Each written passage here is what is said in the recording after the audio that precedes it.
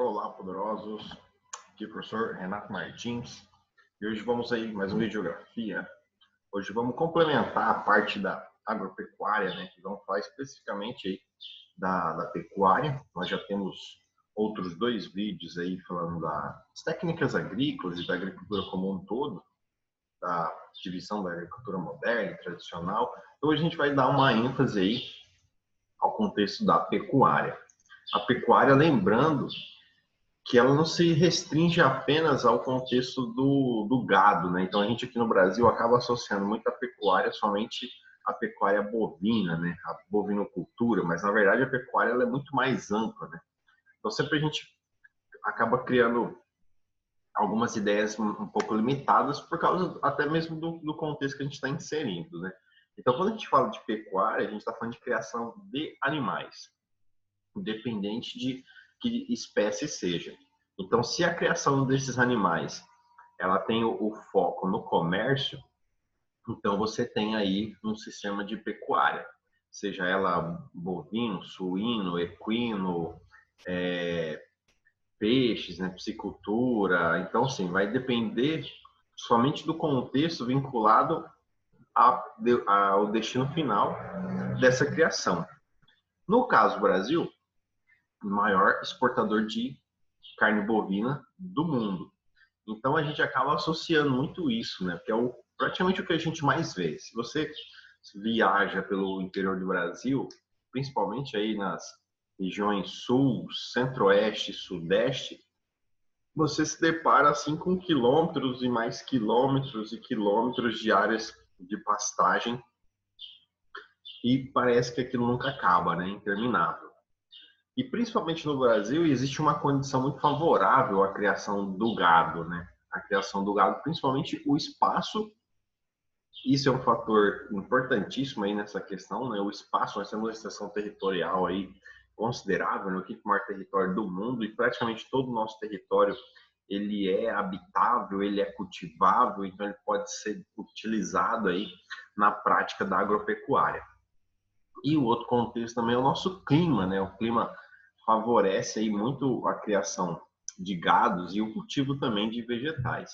Então, dentro do contexto da pecuária, que é a criação de animais para destinação comercial, nós temos basicamente duas modalidades, né? Então, diferente da agricultura, que nós temos várias técnicas agrícolas, nós vamos ter aqui dentro da pecuária duas modalidades, que é a pecuária intensiva e a pecuária extensiva. No que se refere à criação de gado, nós podemos encontrar aí as duas práticas. Então, veja só, na pecuária intensiva, a pecuária é onde os animais se alimentam em coxos e possuem área restrita. Essa questão de ele se alimentar em coxa é porque ele vai se alimentar basicamente de ração, né? Por isso essa foto aí não tem o coxo, né? Mas ele está se alimentando de ração. Então, é isso que vai potencializar o ganho de peso. Então, lá, possui uma área restrita ou ínfima para a movimentação, comum para os rebanhos leiteiros. Então, veja só, dois pontos aí. A área mais restrita para ele se locomover, primeiro vai ter dois resultados. Ele tem menos perda de energia, então ele engorda mais rápido, ele cresce mais rápido. E como ele se movimenta menos, a tendência é produzir menos músculo, então a carne fica mais macia. Esse gado também pode ser chamado de gado confinado. Hoje existem técnicas de confinamento, que o gado fica ali restrito, como se fosse aqui, exatamente nessa imagem, né? O gado aqui fechado em galpões, come ração o dia todo, água e comida ali à disposição. E ele praticamente não precisa se movimentar. Essa prática é pouco aplicada no Brasil, justamente porque o Brasil tem muito espaço. O que vem sendo desenvolvida no Brasil é o semi-confinamento, que é aí uma mescla entre pecuária intensiva e pecuária extensiva. Então, onde o gado tem tanto pasto para se alimentar, quanto a disponibilidade da ração. Então, você tem ali uma dosagem de ração, né? E o pasto também. Por quê? Muitos dizem que até mesmo o sabor da carne é afetado por essa condição aqui, essa condição de criação. Então, vamos fazer a análise aqui, ó, da pecuária extensiva, né? É a pecuária que utiliza uma grande área destinada à pastagem, Nesse sistema, os animais andam livremente por uma grande área, comum para os rebanhos destinados ao corte. Essa outra ideia aqui também, né? Quando você fala gado leiteiro e gado de corte, está especificando também o destino final. Então, o gado de corte é aquele gado que é criado somente para obtenção da carne, né? Da proteína. E o gado leiteiro, o rebanho leiteiro, é destinado para produção de leite, né? Os laticínios. Então, também são raças diferentes, né? E você tem todo um manejo diferente. Mas nesse contexto, né, da própria criação de gado, então você tem aqui, né, o pasto e o gado solto no pasto. E o gado se alimenta basicamente de pasto. E aí, quando ele tem sede, ele tem que andar. Às vezes ele anda aí por alguns quilômetros, dependendo do tamanho da invernada, do pasto, né, do piquete, para poder beber água. Então, assim, o gado ele fica o dia todo andando, comendo, aí vai tomar água. O que acontece, né? A ração do gado confinado ela é balanceada, então ela já tem ali todas as propriedades para o gado realmente ganhar peso. Já no pasto, principalmente se é um pasto nativo, você não tem muitas vezes todas as propriedades. Então, o que a galera vem investindo muito? Em desenvolvimento de espécies de capim para que ocorra um ganho mais acentuado, né, de peso desse gado que se alimenta só de capim, né, só de pasto.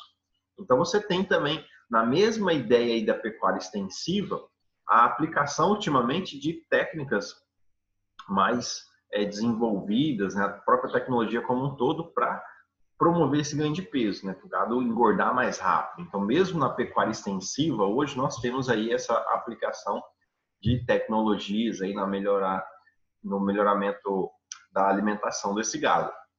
Sem contar também que no Brasil como um todo o melhoramento genético foi muito acentuado em todos os níveis e escalas de criação de rebanho. Então, no Brasil, o que mais se aplica, na verdade, não é nem a pecuária intensiva, é muito pouca pecuária intensiva. Esse modelo de confinamento é muito mais praticado no continente europeu. E a pecuária extensiva, ela tem se evoluído, ela tem se adaptado às novas demandas do mercado e ela vem aplicando algumas técnicas que favorecem aí esse desenvolvimento do ganho de peso mais acentuado. Aí veja só. A produção da pecuária. Então, na região norte e centro-oeste, onde se situa a floresta amazônica e o cerrado, são as que apresentam as maiores taxas de expansão do rebanho bovino no Brasil. No centro-oeste, isso foi muito forte na década de 60, 70, 80, até a década de 90. Então, foi muito forte assim, essa expansão. Agora, o grande contexto de expansão é, sem sombra de dúvidas, a região norte. Então, você tem ali, ó, na década de 60 e 70, a maior concentração de rebanho bovino no Brasil se dava na região sul e sudeste. Então, nessa transição de década de 60 e 70, esse gado foi migrando para a região centro-oeste. A gente chega ali na década de 80 e 90 com Mato Grosso do Sul sendo o estado com o maior rebanho bovino do Brasil. Aí já na década de 2000, o estado com o maior rebanho bovino se torna o estado do Mato Grosso. Então esse gado estava indo em direção ao norte, né? Indo em direção à região da Amazônia. Aí o que acontece? Hoje o estado do Mato Grosso ainda tem o maior rebanho bovino, só que o estado que mais cresce em rebanho bovino é o estado do Pará. Então, em alguns anos aí, provavelmente o estado do Pará vai ultrapassar o estado do Mato Grosso. Então, nós temos essa possibilidade aí.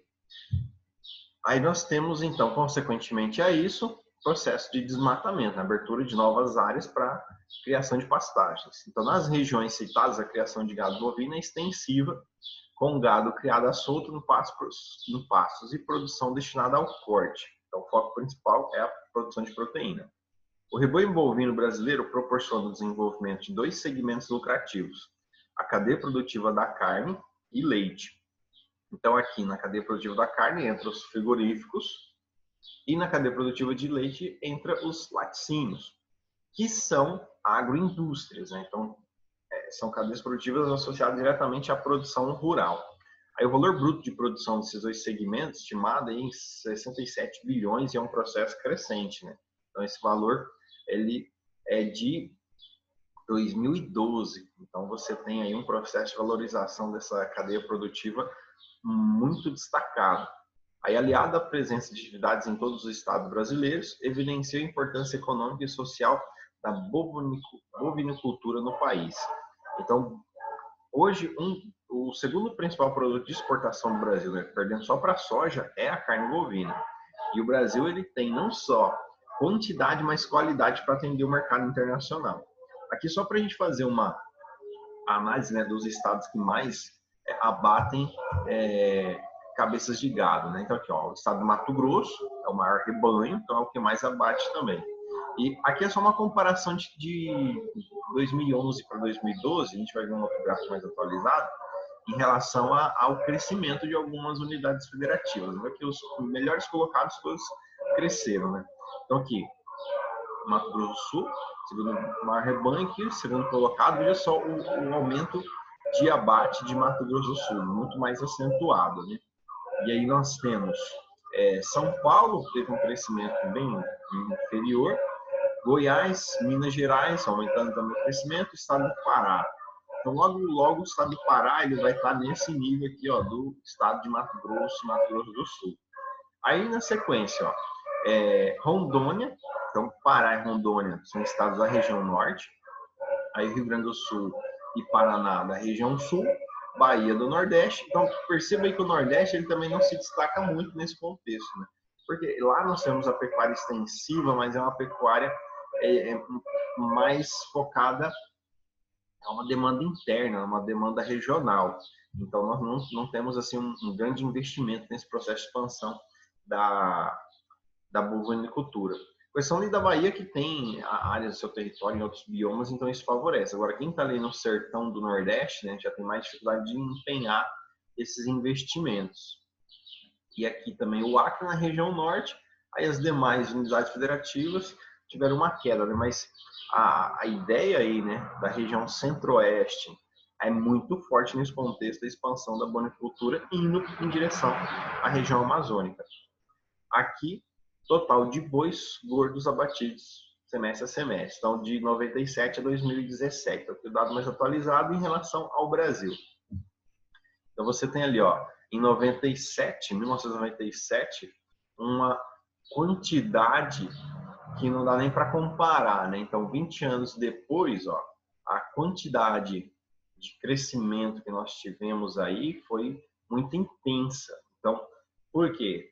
Tanto começa a ter a intensificação da pecuária intensiva, né? A pecuária intensiva começa a se destacar, mas como também essa adaptação da pecuária extensiva, né? Então, a pecuária extensiva começa a ter novas práticas, novas técnicas que promovem aí o ganho de peso e a produtividade vem crescendo, porque o Brasil começa a atender os mercados internacionais cada vez mais exigentes, justamente por causa da melhora da qualidade do produto que sai aqui do nosso mercado, né? Aí, abate suínos, né? Então, aqui para a gente comparar também. Porque a criação de suínos entra dentro da pecuária. No caso dos suínos, basicamente, quase toda a criação de porcos, ela vai se realizar no modelo intensivo. Então, você dificilmente, a não ser aí as pequenas propriedades, com poucas exceções aí, a maior parte da criação de suínos, ela se estabelece em sistema de confinamento. O porco fica ali fechadinho, só recebendo alimentação e água, até que chega no ponto de abate. Então, o estado hoje que tem a maior rebanho suíno é ainda Santa Catarina. Santa Catarina se destaca aí nesse contexto. Não só Santa Catarina, mas você pode acompanhar ali, né, que os 3 estados da região sul se destacam como os 3 principais de criação aí de suínos no Brasil. Aí seguindo Minas Gerais, Mato Grosso, Goiás, São Paulo, Mato Grosso do Sul.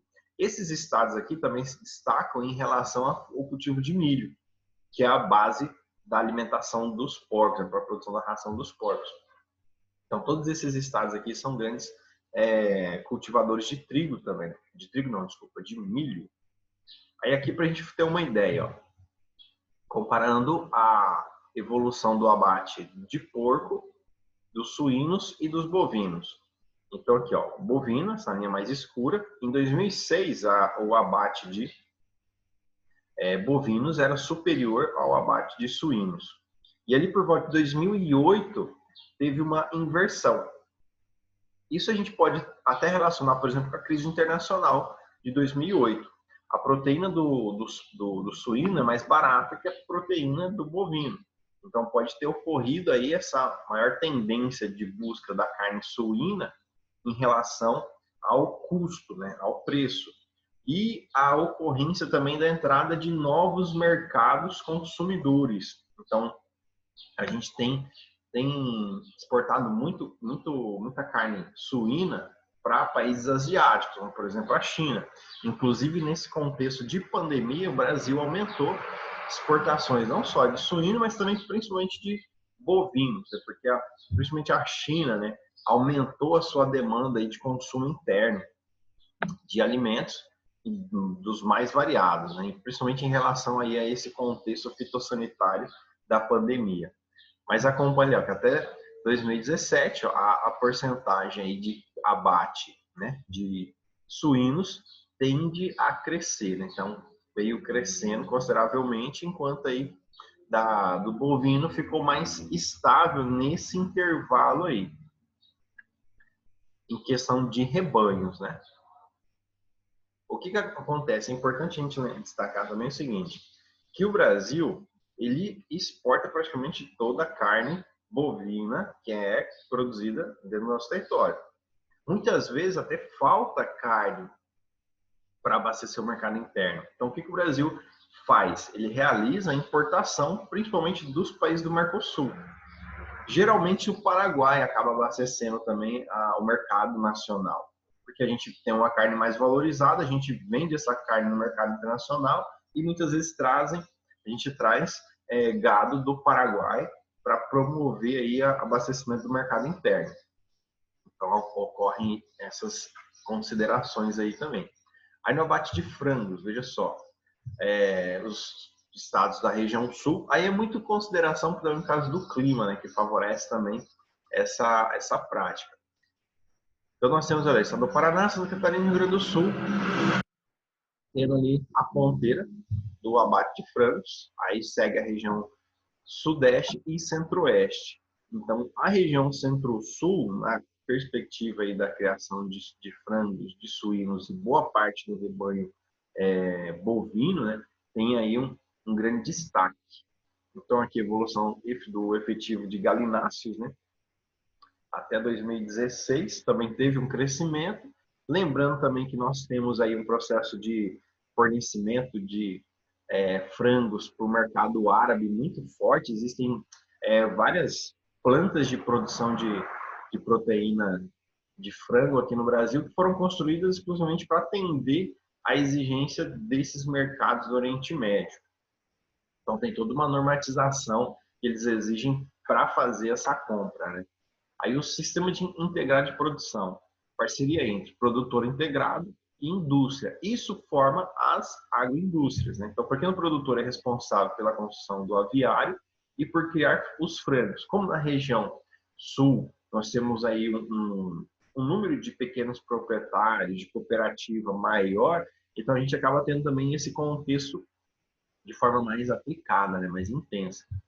Aí fornece pintos, a indústria, né, fornece pintos de um dia, ação, vacinas, controle veterinário e tem o abatedouro. Então você tem uma integração direta aí do contexto de interesse entre a indústria e entre o produtor. Esse é o coração da produção de frango no Brasil, que gera mais de 3,6 milhões de empregos diretos e indiretos. A produção de produtos de origem animal, nós temos ali, ó, é só para a gente ter uma ideia, né? Quantidade de valor dos produtos de origem animal e variação anual. Então, ali, ó, o leite produzido. Nós tivemos a variação aí de 2010, 2009, 14%. Ali, ovos de galinha, ovos de codorna, também a gente tem que lembrar, né? O mel de abelha, então, e casulos de bicho da seda. O casulo de bicho da seda é um produto aí que vem tendo uma queda, né? Na procura. Mas em relação aos outros produtos aí, um crescimento. Então, tudo isso faz parte da pecuária.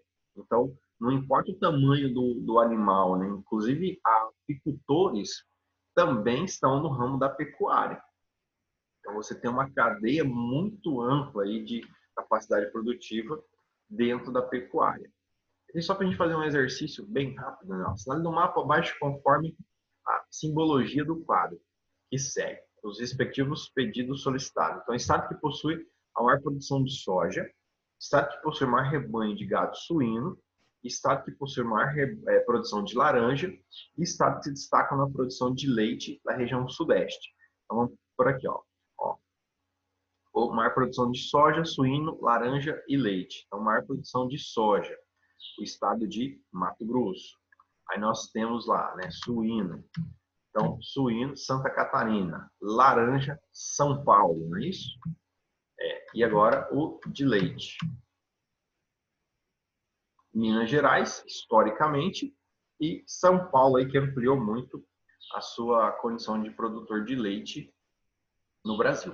Eu espero que você tenha gostado, tenha aprendido aí, tenha entendido, e até a próxima. Abraços geográficos.